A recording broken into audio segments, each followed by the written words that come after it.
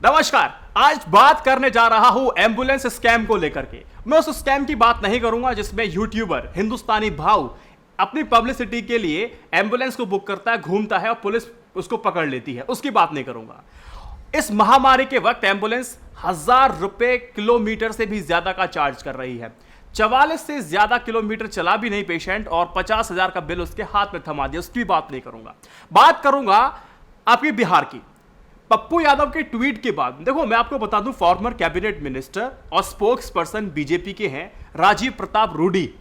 उन पर आरोप है कि उनके कार्यालय के बाहर 40 एम्बुलेंस खड़ी हुई हैं और उसमें मरीजों की जगह जो बालू होती है उसको ढोया जा रहा है। महामारी के वक्त उस एम्बुलेंस का काम क्या था कि मरीजों को अस्पताल तक पहुंचाया जाए और जरूरत उसको चिकित्सा दी जाए, हॉस्पिटलाइज किया जाए, हॉस्पिटलाइजेशन दिया जाए, ट्रीटमेंट दिया जाए, बेहतर ट्रीटमेंट। लेकिन वो एम्बुलेंस खड़ी हुई है। ये जो खेल है ना, ये बहुत बड़ा स्कैम है। ये है राजनीतिक चोर। अब आप एक मेरी बात सुनिए। एक ऑर्डिनरी थीफ और एक आपका हो गया पॉलिटिकल थीफ। इन दोनों के बीच का अंतर मैं आपको बताता हूं। एक जो साधारण चोर होता है ना, वो आपके घर में अगर चोरी करेगा, डाका डालेगा, तो बहुत से बहुत सोने की चीज ले जाएगा, जेवरात ले जाएगा, कुछ कैश पड़ा होगा तो वो कैश ले जाएगा और कुछ खाने की चीज सामने दिखाई देगी उसको भी ले जाएगा। लेकिन जो राजनीतिक चोर होते हैं वो आपका फ्यूचर ले जाएंगे, आपका करियर ले जाएंगे, हॉस्पिटल, इंफ्रास्ट्रक्चर सब बर्बाद करके चले जाएंगे। और जो साधारण चोर होता है ना, वो पहले चूज करता है कि मुझे इस घर में डाका डालना है, वो उसी घर में डाका डालता है। और जो राजनीतिक चोर होते हैं उसको हम कहते हैं कि हम आपको चुन रहे हैं और आप देश में डाका डालो। और जो साधारण चोर होता है ना, तो पुलिस क्या करती है, उस चोर को पकड़ के समाज में जलील करती है, फिर उसको सजा दिलाती है। और जो पॉलिटिकल थीफ होता है ना, उसको पुलिस बचाने के लिए पुरजोर कोशिश करती है कि इन साहब बच जाए, इनका नाम कहीं पर ना आए। ये सोसाइटी में हम लोग रह रहे हैं, जिस सोसाइटी का हिस्सा मैं और आप हैं। चाहे इस बात को दोगला कह लीजिए, चाहे इस बात को आप कुछ भी कॉन्ट्राडिक्टरी कह लीजिए, नेवर माइंड, ये आपके ऊपर बात है। ऐसे ही बात करना चाह रहा हूं मैं इस एम्बुलेंस स्कैम को लेकर के। अब देखिए, ये सारी कहानी आप पढ़ सकते हैं मिस्टर फॉर्मर कैबिनेट मिनिस्टर के लेकर के, आप गूगल सर्च कर सकते हैं। लेकिन मैं इसके अंदर की कहानी की बात करना चाहता हूं। देखिए, आप सभी को पता होगा ना कि सांसद निधि दी जाती है, हर साल 5 करोड़ रुपया आता है ताकि छोटे मोटे कार्य अपने स्थान पर, अपने जगह पर कराए जाए जहां से वो चुनाव लड़ा है। वहां से ये छोटे मोटे जो आप समझते हैं डेवलपमेंट होते हैं, वो इसी सांसद निधि से होते हैं। हर सांसद को एक साल में 5 करोड़ रुपए दिए जाते हैं। 2011 में ये 2 करोड़ हुआ करते थे और 2014 से पहले यूपीए ने इस 2 करोड़ को बढ़ा करके 5 करोड़ कर दिया। फिर बीजेपी की सरकार आती है और इसी सांसद निधि को बढ़ाने के लिए 25 करोड़ कहा गया है कि 25 करोड़ सांसद निधि होनी चाहिए ताकि डेवलपमेंट और बेहतर तरीके से हो सके। ऐसे एक विधायक निधि होती है, उनको 2 करोड़ रुपए सालाना मिलता है। और दोनों जो मैं आपको बात बता रहा हूं, दोनों पेमेंट, सांसद का और विधायक का, वो 2 बार में पेमेंट होता है। पहली बात देखो, जो करप्शन की बात है ना, ये अनोखी बात नहीं है। ये 2000 से भी पहले बात चल रही थी। ये जो सांसद निधि की जो योजना है वो नरसिम्हा राव से शुरू होती है, 1990s ये शुरू होती है और अब तक चली आ रही है। देखो, ये जो करप्शन की बात है ये पहले भी हुआ करती थी। 2008 में लोकसभा स्पीकर सोमनाथ चटर्जी कहते हैं कि इस योजना को बंद कर देना चाहिए क्योंकि इसमें स्कैम बहुत ज्यादा होता है। अब इसी बात को 2011 में कैग ने भी कहा था और इस योजना और कहा था कि इसमें हाँ करप्शन होता है और गलत तरीके से पैसों को दिया भी जा रहा है, और अगर पैसा दिया जा रहा है तो गलत तरीके से इसका इस्तेमाल किया जा रहा है। जब चुनाव का आखिरी वक्त होता है तो इस पैसे का हद से ज्यादा इस्तेमाल किया जाता है सिर्फ राजनीतिक फायदे के लिए।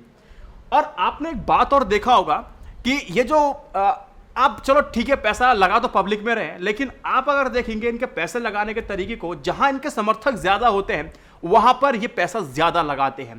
तो ये असमानता हमने ये आप देख सकते हैं सांसद निधि योजना में मैंने और आपने देखी है। लेकिन बात आज मैं एम्बुलेंस की कर रहा हूं, तो एक एक करके छोटे छोटे पॉइंट मैं आपको समझा देना चाहता हूं। फिलहाल मोदी सरकार ने 6 अप्रैल के बाद तो कह दिया है कि सांसद निधि जो 5 करोड़ रुपए सांसदों को दी जाती थी वो 2 साल के लिए सस्पेंड कर दी गई है क्योंकि इसका इस्तेमाल कोविड से लड़ने के लिए सरकार करने जा रही है। अब दरअसल देखिए, मैं आपको बताता हूं, ये जो बिहार का जो मामला निकल करके आया है, ये केस ना थोड़ा सा पेच फंसा हुआ है। कहां फंसा है, और ये हर जगह मुमकिन है कि हर जगह आपको चीज मिल सकती है। बस एक इन्वेस्टिगेटिव जर्नलिज्म आपको करनी होगी, जो न्यूज़ 18 ने बाकायदा की है। देखो, जितने भी ये सांसद होते हैं, इन पैसों का इस्तेमाल कैसे किया जाता है पता है? कि जिला प्रशासन को कहते हैं कि ये मेरा फेवरेट व्यक्ति है, इसको ठेका मिलना चाहिए, मेरा संगठन फेवरेट है, इनके लोगों को ठेका ज़्यादा मिलना चाहिए, और ये मेरे फेवरेट मेरा एनजीओ है, इनको सबसे ज़्यादा पैसा मिलना चाहिए, इनको सबसे ज़्यादा काम मिलना चाहिए, इनकी गाड़ियाँ अगर कहीं रुकती हैं तो उसको आपको मिनट से पहले छुड़वा देना चाहिए। तो ये सारे जो गाइडलाइंस होते हैं अनौपचारिक रूप से, जो कि एक सांसद जिला प्रशासन को देता है, तो यहां पर काम चलता है कमीशनबाजी का। ये कमीशनबाजी होती है, अच्छा खासा कट, अच्छा खासा पैसा इन सांसदों को मिलता है, अच्छा खासा पैसा ये लेते हैं। अब रूडी जी ने जो एम्बुलेंस खरीदी थी, देखो एक एम्बुलेंस में क्या क्या आपको मिलता है, ऊपर एक सायरन मिल जाता है, जीपीएस मिल जाता है, तमाम तरह की थोड़ी सी उसमें संशोधन किया जाता है ताकि मरीज को जब ले जाया जाए तो कोई परेशानी ना हो। तो उसमें अनाप शनाप एडिशनल कॉस्ट दिखा करके जिला प्रशासन के अधिकारियों को मिला करके सांसद अच्छा खासा पैसा बना लेता है, और बन भी जाता है। और यही रूडी साहब के केस में हुआ है। देखो, रूडी साहब के केस में क्या होता है कि रूडी साहब ने एम्बुलेंस तो खड़ी कर ली मंगा करके, अच्छा खासा पैसा भी ले लिया उन्होंने। अब जिला प्रशासन को दे दिया कि आप ये एम्बुलेंस लीजिए और एनजीओ को दीजिए। अब होता क्या है, वो जिला प्रशासन एनजीओ को जाकर के वो एम्बुलेंस देता है। अब जो एनजीओ है वो जिला प्रशासन को कुछ 1.5 से 2 लाख रुपए महीने देता था। अभी बात जब सांसद को पता चली, रूडी साहब को पता चली, ये तो यार ये तो काम ही खराब है, मेहनत हम करें और फल ये जिला प्रशासन के लोग खाएं, तो उन्होंने बोला कि एनजीओ वाले लोग भी हमारे होंगे।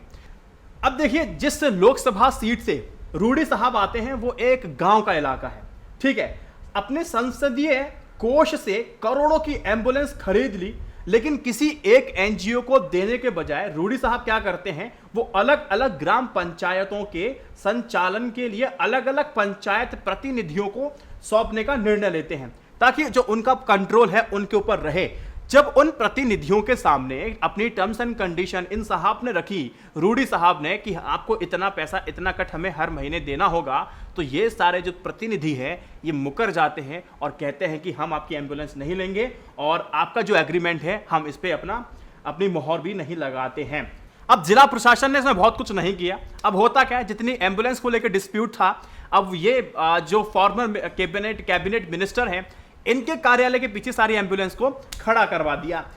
इस तरह से कुछ स्कैम हुआ था। और आप अगर देखेंगे, आपके भी सांसद को सांसद निधि मिलती है, अगर उस 5 करोड़ का अगर आप इनसाइट कुछ जानकारियां निकालने की कोशिश करेंगे, तो आपको ऐसी ऐसी खबरें निकल के सामने आएंगी जो आश्चर्यचकित आपको कर सकती हैं। वीडियो की शुरुआत में मैंने एक साधारण चोर की और एक पॉलिटिकल चोर की बात की थी, तो इसमें आपको समझना होगा, अगर आप इन्वेस्टिगेट करेंगे तो पूरा काला चिट्ठा निकल के आ जाएगा। लेकिन समस्या यही है कि इन्वेस्टिगेट करना कौन चाहता है।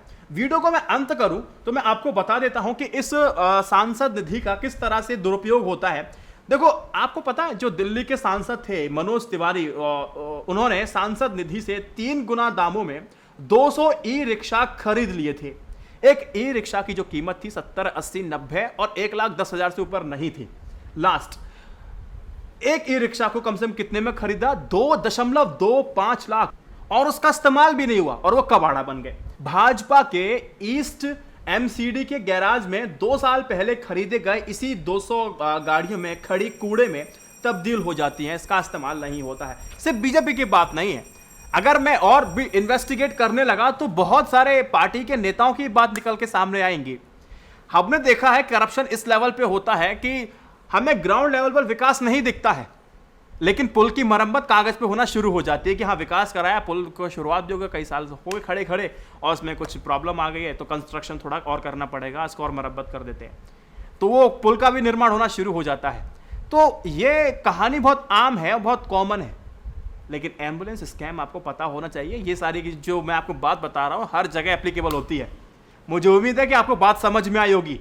अगर बात आपको समझ में आई होगी तो इस वीडियो को शेयर जरूर कीजिएगा, अपने दोस्तों से कहिएगा कि देखिए कुछ इस तरह से काम होता है, थोड़ा चेताइए उन्हें, सचेत कीजिए। i9 न्यूज़ इंडिया की जर्नलिज्म को सपोर्ट करने के लिए यूट्यूब और पेट्रियन मेंबरशिप ले सकते हैं। जय Hind, Vande Mataram, stay updated, stay educated, सत्यमेव जयते। नमस्कार। खाते रहिए, पीते रहिए,